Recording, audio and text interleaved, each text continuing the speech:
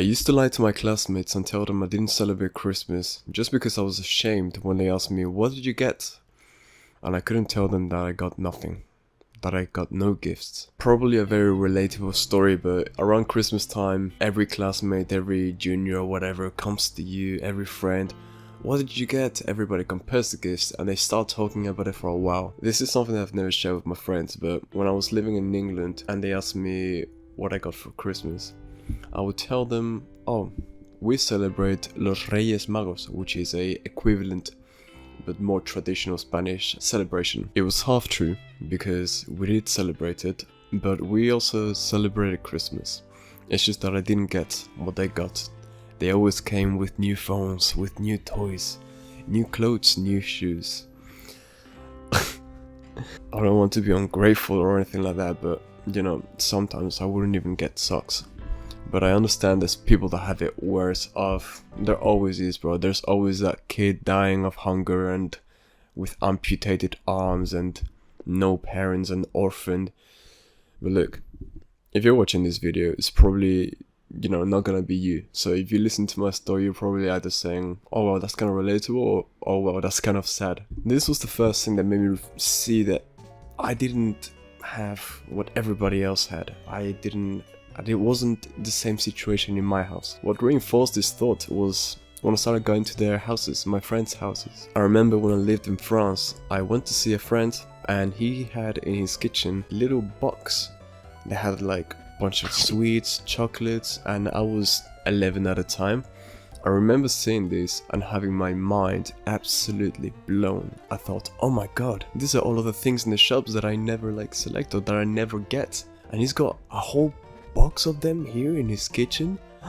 It wouldn't last a day if I lived here. And then he just gave me 2 or 3 and we took them in the room and I was like, dude, 2 or 3 like that? This is like a once a week kind of thing. And then again it happened in England. I saw how my friend Alfie had 2 lovely parents at home who were together.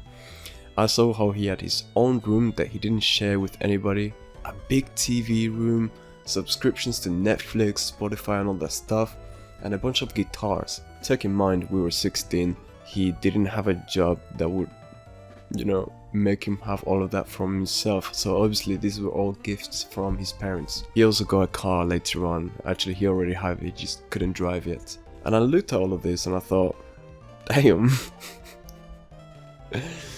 There I was, sharing my room still, all of my life until 17, even halfway to 18, I shared rooms with my brother, Nick. And here I was looking at this guy with a room that was the same size or bigger than mine for himself, with a bunch of guitars, with a big TV, with a lot of things. And here I was with my off-brand phone that was Chinese, not even an iPhone or anything. I didn't have no TV, I didn't have no nothing. I looked at the situation, happy couple as well, the parents, and I was just like, damn, I am so fucking jealous. I thought, if I had what he had, I would be so far ahead. If I had what he had, so many doors would open for me. If I had, supportive parents that were there for me. If I have the tools to have privacy, if I want to invite a girl, I can invite a girl kind of thing, right? These were things that were on my mind. I never invited girls around, even though I was somewhat popular, because I shared rooms with my brother and it was awkward. What would I do there? Yo, let's get on the bunker bed. No, I didn't want it. I was embarrassed, super embarrassed. So I saw the situation that my friends had in their house and I was like, wow, I'm jealous. I am super jealous. And those dark thoughts of, if only I had what they had, or if only I was as lucky, clouded my mind. I started blaming the world for my condition, my situation, and I forgot one thing. I may not have chosen the cards that were dealt to me, but it is my responsibility to make the most of them. And without realizing it, I started compensating. My lack of financial situation, with my own character.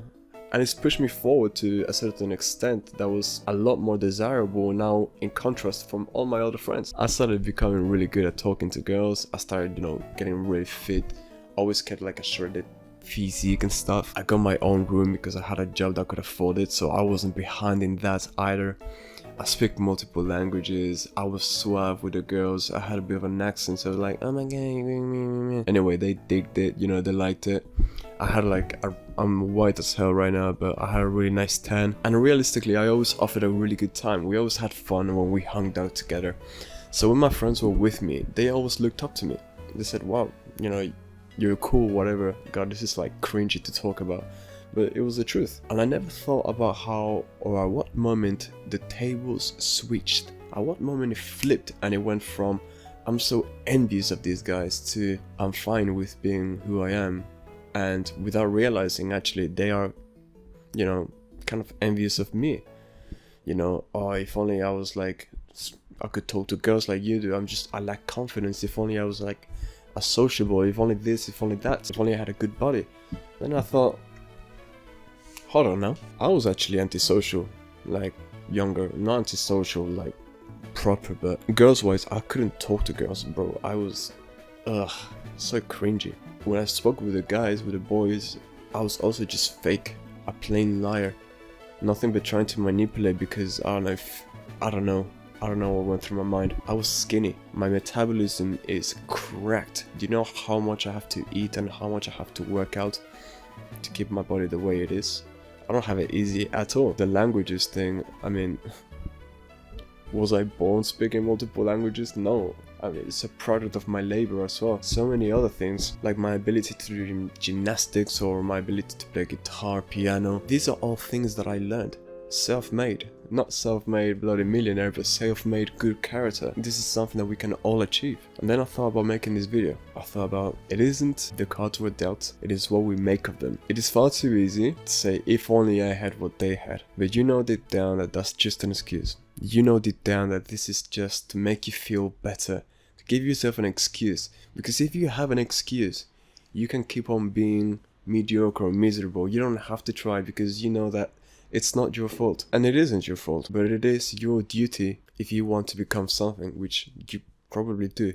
You don't want to be no one for the rest of your life. It is your duty to do something about it. It's undeniable that in life, people will have some sort of competitive edge, or at least some more than others. Some people are born into better families. Some people are born into better countries. Some people are born into better times. Some people are born into better this, better that, better genetics. Oh, I'm short. Oh, I'm this. However, we also know and hear time after time how people say, you know what? I don't care. I was born poor, but I'm going to make myself rich. I was born skinny or fat, well, I'm going to get into shape. I was born this way, well, doesn't matter. I'm ugly, looks maxing. I'm depressed, self-improvement. I have no personality, I create it.